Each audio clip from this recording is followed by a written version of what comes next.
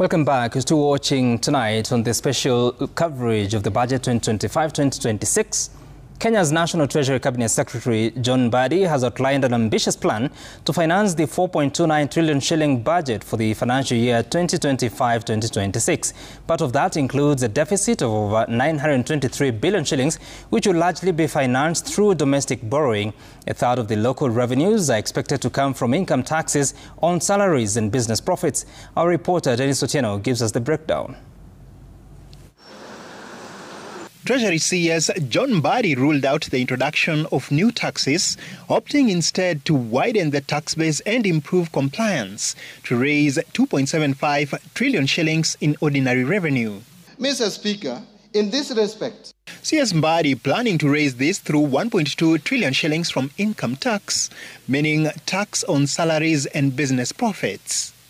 In addition, the government expects to raise 560 billion shillings through appropriations in aid, revenues collected directly by ministries and government agencies as fees and levies on services.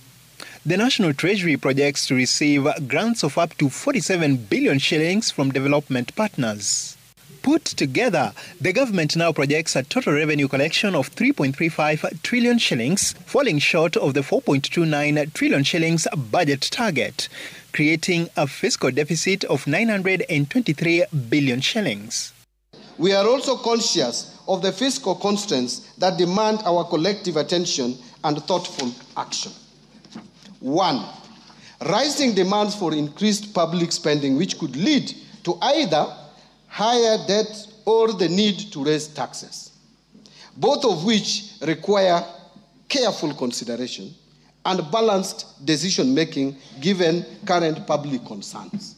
To plug the gap, Mbadi plans to borrow 635 billion shillings locally and 287 billion shillings externally, all this while keeping public debt within sustainable limits. The Treasury is betting big on domestic resource mobilization through tax reforms, reduced tax exemptions, and automation of revenue collection.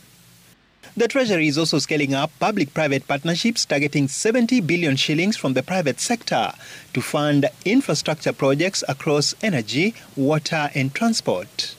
The National Treasury has this year shifted attention from direct taxes, choosing instead to reduce claimable VAT refunds by pushing several goods from zero-rated to VAT-exempt status. We are proposing that we move most of the commodities from zero rating to exempt. However, I was very conservative. I left out many commodities, like bread, like milk. I did not move them from zero rating. Why? Simply because of politics. If I did that, you'd be killing me here, even if you are not benefiting from it. So wacha niwache, muendelee kuenjoy. Mbadi says these measures are essential not just for this year's budget, but to secure Kenya's long-term fiscal stability. Dennis Otieno, Citizen TV.